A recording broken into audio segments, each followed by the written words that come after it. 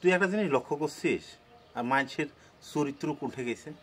আরে গতকালকে এসএসসির ফল প্রকাশ, সারা দেশে 8 জনের মৃত্যু।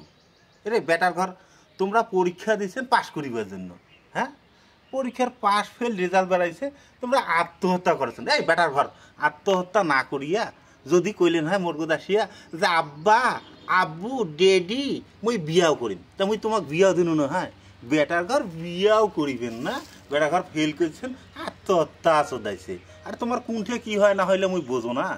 তোমার কাক চান কাক ইয়া না চান, এলে প্রত্যেকজনের খবর নিয়ে দেখো, একজন ওই প্রেম করছে, এটা করছে ওটা করছে, এখন কবার পারিবে না, এই জন্য আত্মহত্যা করছে। আরে আত্মহত্যা কি সমাধান?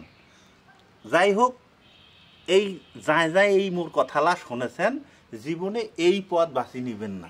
পরীক্ষা পাশ ফেল আছেই, হ্যাঁ? যাই ফেল করিবেন, সচেতনভাবে কাম করিবেন, এরপরে দেখিবেন যে বড় বাস, এই যে ওই বাসের বছরই আসো না, এর চেয়ে বড় বড় পাস তোমরা পাইবেন। চায়না থাকি বাস আনি তোমাকে দেব, তাহলে তোমরা এই আত্মহত্যার পথ বাছি কে নেবেন না।